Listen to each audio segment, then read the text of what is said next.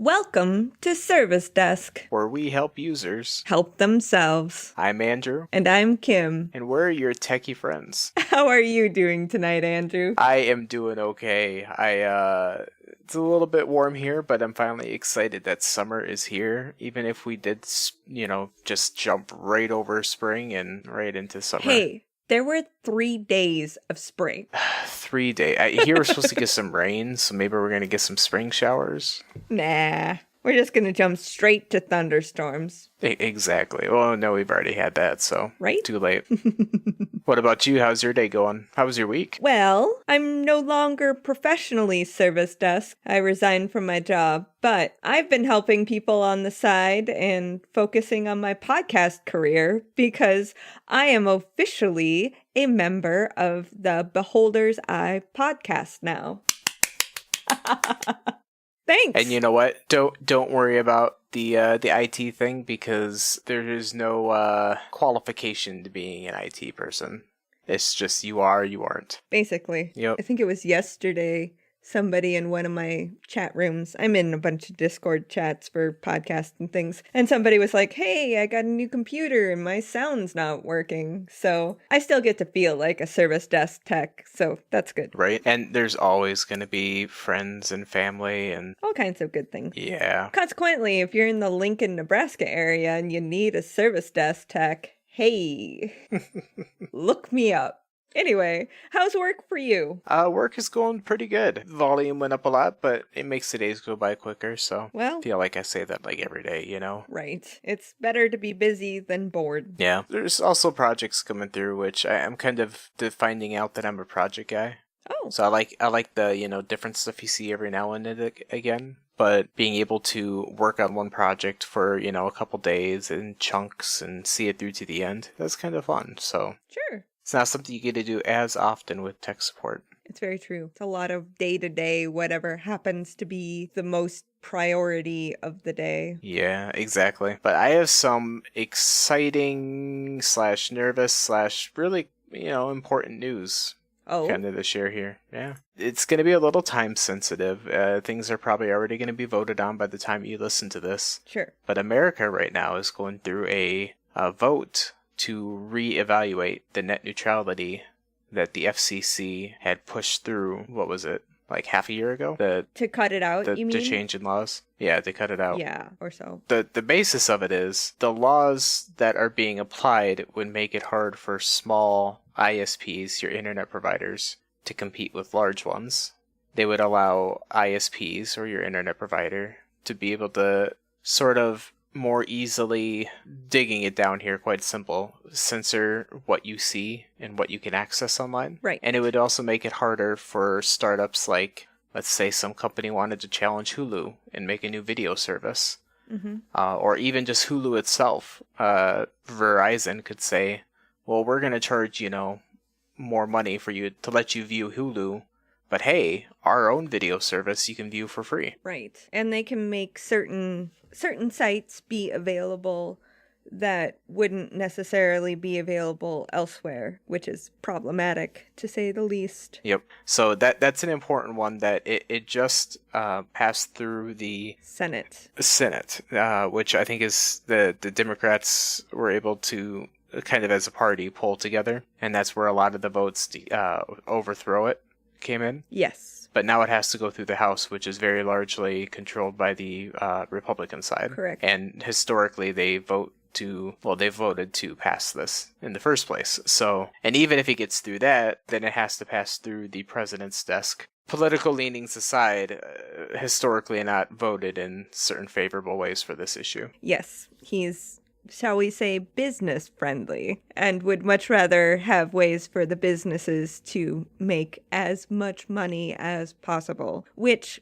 without net neutrality is seen as a way to raise funds for a business because they could theoretically make money off of charging for getting to different sites that you would otherwise not be able to access or have access throttled, which means they would just slow down. So for instance, with Netflix, that would mean you maybe can't even watch stuff if it's too slow because they can't stream it to you. Exactly. So hopefully we can pull it out in the house, but we'll see. Yeah. Another piece of news I have is that Google is doing what it does all the time with its services and introducing a new one and then probably going to discontinue another one.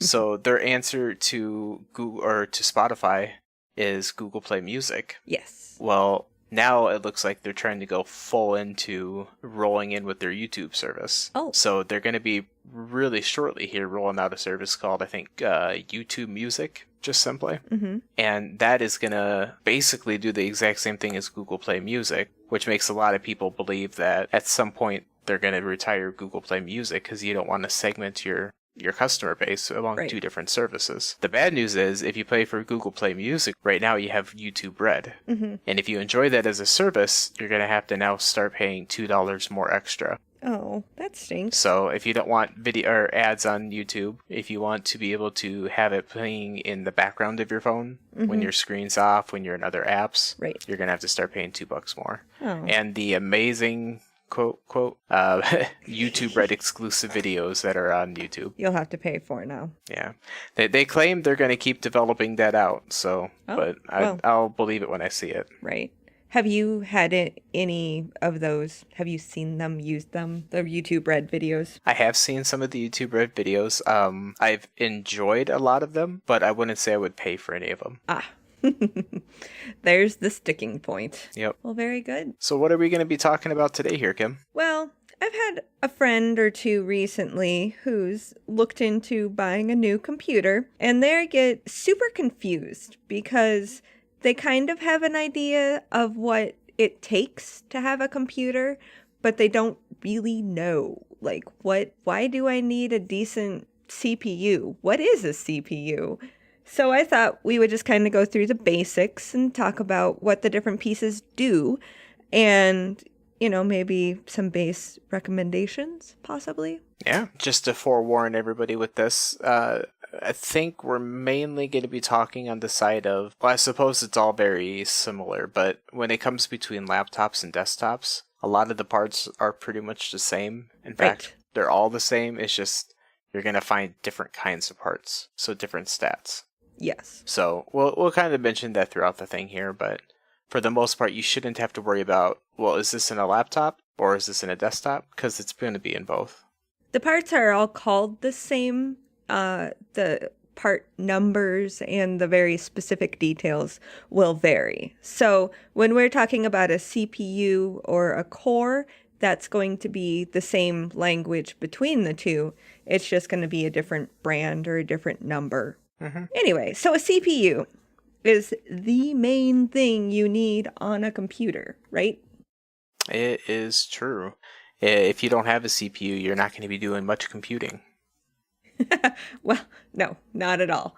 So a CPU is a little silicone, and I don't know what else goes into it exactly, but the chip itself does the computing for everything that your computer does.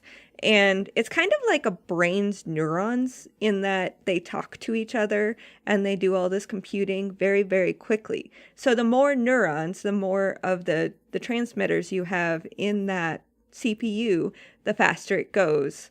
And so you'll see something like 1.75 gigahertz or whatever, and it's all a bunch of numbers. But the general idea is that the more of these transmitters that you have on it, it's going to be able to go faster and do more things. Yep, exactly. And you're going to see things like dual core, quad core. Basically, the more cores you see, the more it can do at one time.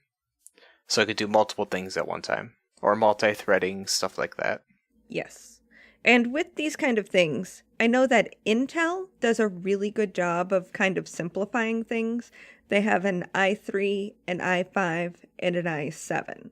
There are other things. I think ADM has Rhizome or something like that. But anyway, the basic details that you need to know are that if you are just kind of a casual computer user, maybe the occasional Word doc, or you're getting into, just watch YouTube or whatever, you don't need a whole lot of processing power. And like that baseline bottom i3 is going to work just fine. Yep. However, if you are doing maybe larger Excel sheets, or perhaps you're doing some audio editing for, a podcast or something, you want at least like the mid-grade, somewhere in the i5 or something similar. And a lot of places you can go and look up whatever computer you're looking at. You can Google what exactly that processor is, and they'll give you kind of equivalents to tell you, like, this is what this processor does, etc., etc.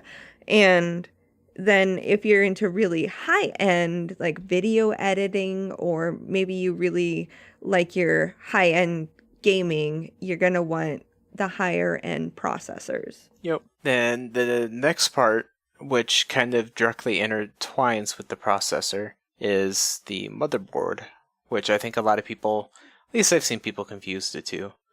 But the motherboard is kind of, you can consider it, I don't know, it's kind of like the strings, or the thing that connects all the different parts together. So you're going to have your CPU connect directly to the motherboard, and everything else is going to connect to that motherboard. And the motherboard will sort of be the roads, I suppose that you can say, that connect everything and let everything talk to each other, either directly or indirectly.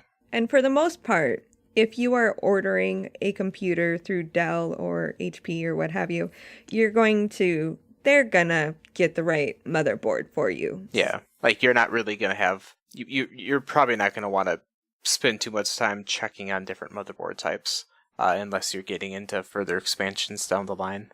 Exactly. And then the next biggest piece of a general computer would be the random access memory, aka RAM. Sometimes this is just called memory, and sometimes, what's the other name?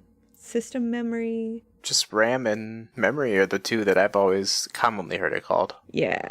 Okay, so it basically acts as like a little temporary storage space, but it's completely like everything on it is accessible from any program that's trying to run.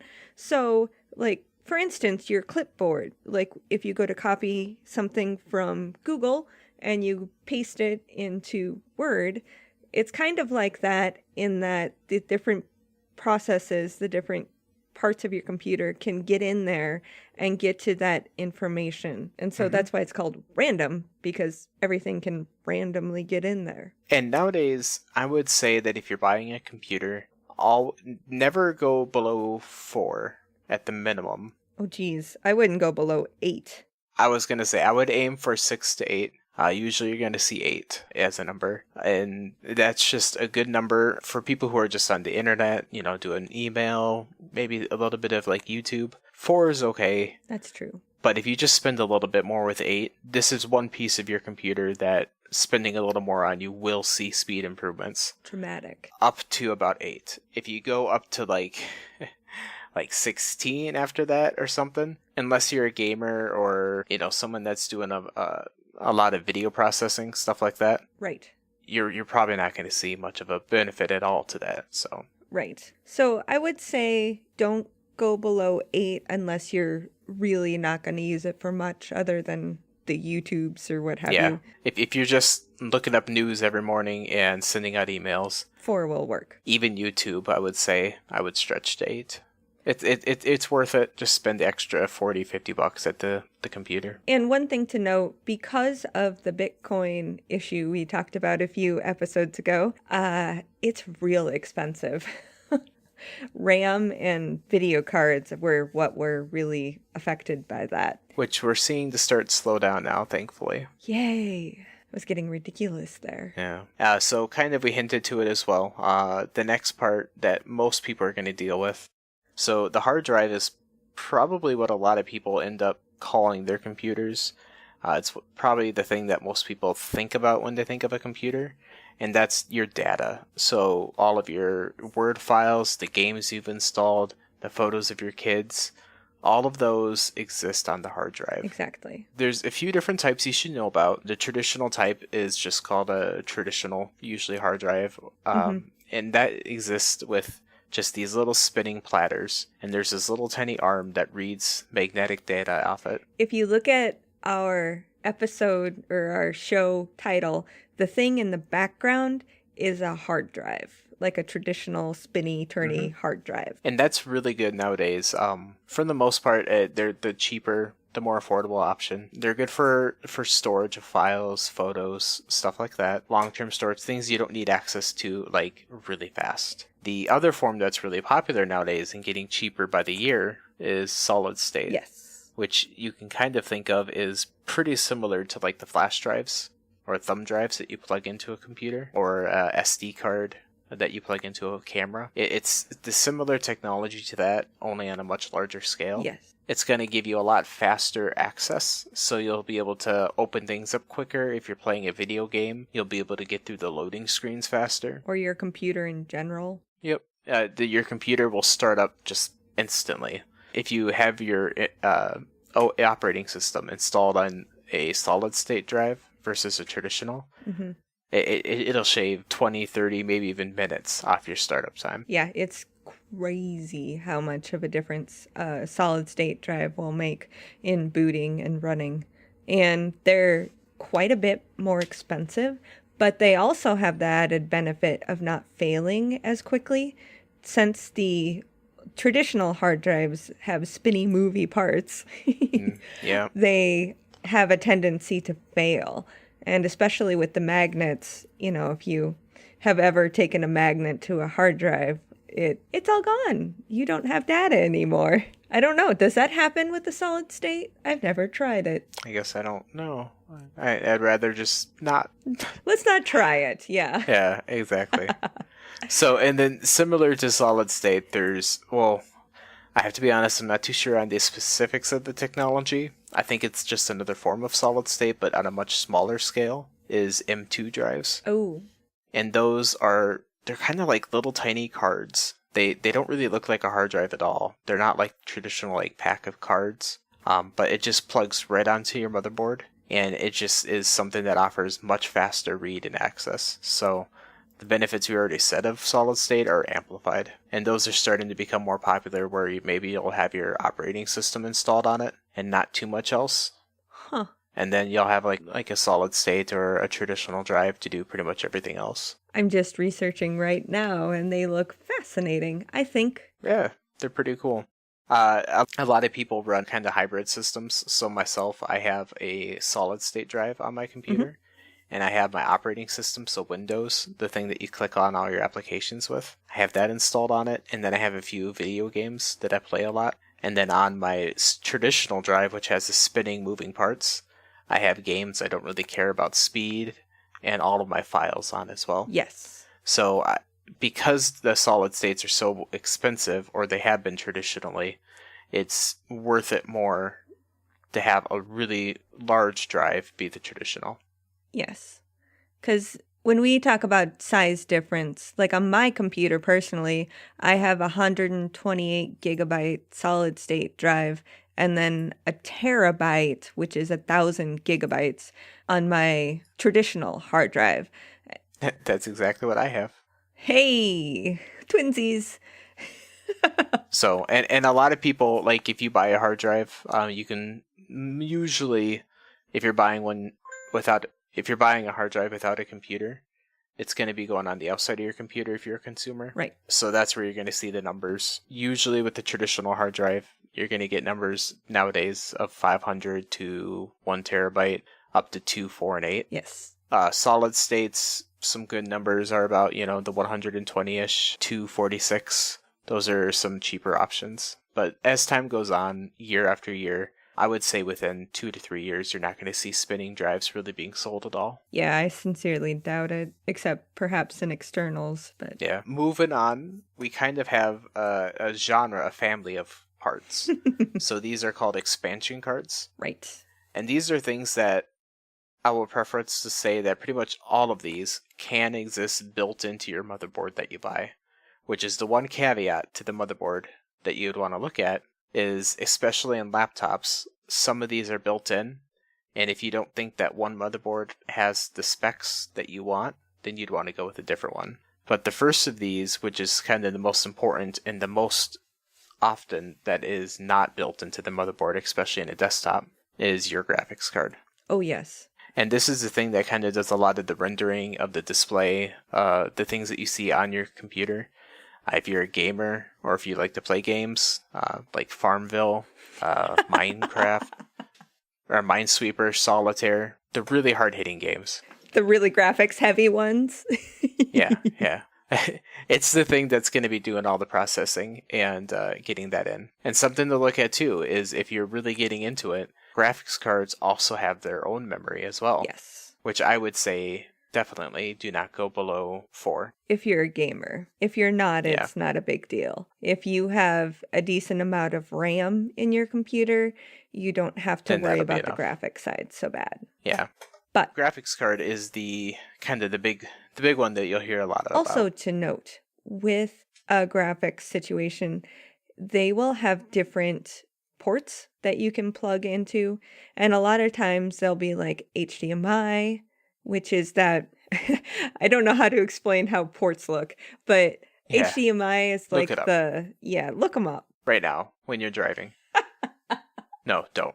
Please don't crash. My lawyer whispered in my ear, sorry. The actions you take after listening to our podcast or while listening to our podcast are your own, and we cannot be held responsible. Okay, now that's said, there's HDMI, DVI, D usually, and VGA are the 3 probably most common. There's occasional DisplayPort things, but most things today will use HDMI. And I highly recommend that if you are worried at all about graphics, or even if you're just like having trouble seeing, I don't know, Word documents or something that they seem fuzzy or blurry, get HDMI cables and make sure whatever monitor you have accepts the HDMI cable. I've seen situations where people have an HDMI coming out, but then their monitor only takes VGA. And so the VGA is the old one. It's smaller. A lot of times it's blue for some reason. And those are the old analog. And so it doesn't translate well when you do that. And it will make your graphics look terrible. So that's my rant about HDMI cables.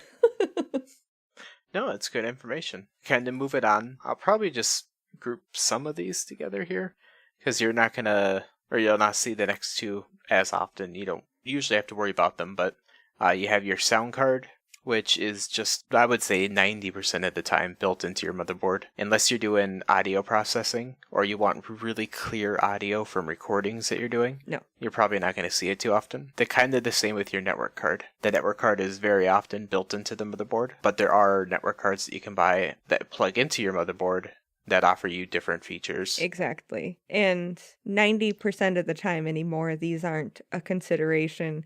But if you have an older computer or you have a desktop that you want to make wireless, these are some of the things that you can consider, is looking at getting a new wireless card or something along those lines. And honestly, even then, USB technology has gotten so good that there are pretty decent USB to network adapters out there. Yeah. If you're someone that doesn't feel comfortable cracking open a computer, buy a USB to wireless or USB to wire adapter if your internet suddenly goes out and you would need to buy something to replace on the inside. Or even if your network or video card goes out, there's certain things that you can do. Yes, 100%. Although, never talk about a certain company that begins with DL. Right. I don't know what you're talking about. We'll move right along.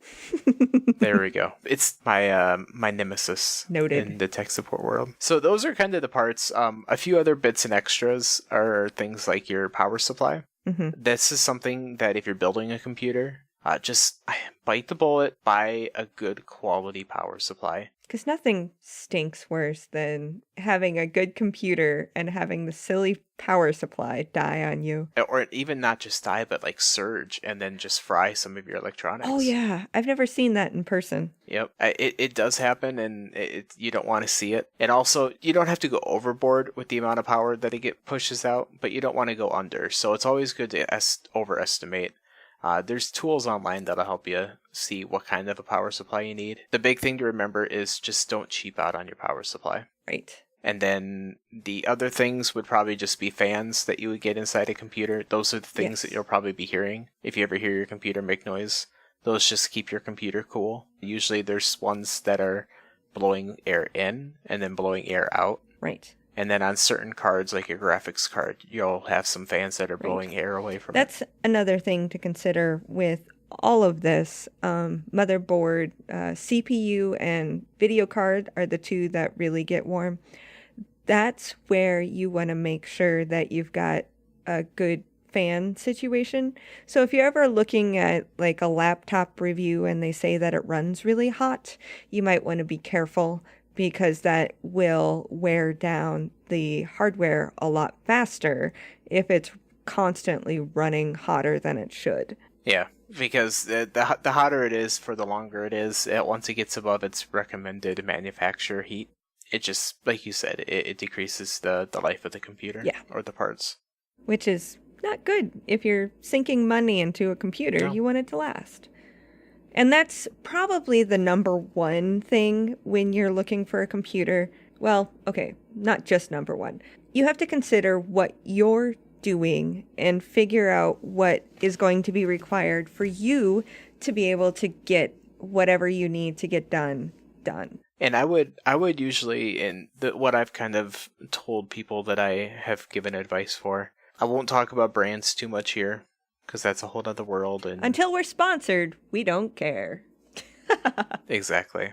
But when it comes to price-wise, I would say a good computer should cost you $400 to $600. Yeah. You can get a little bit below $400 if you find deals or sales. If you get into certain cheaper computers that don't have some of the parts in them and run off just like the internet browser, those are probably going to be around $200 to $300. But if you want something that's going to last you for a while, you're not going to have a lot of issues with, it's just safe to say that 4 to 6 is a good magic number.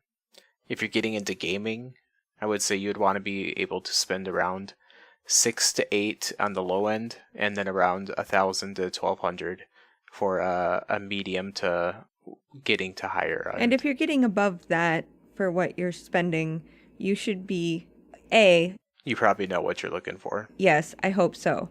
B. Yeah.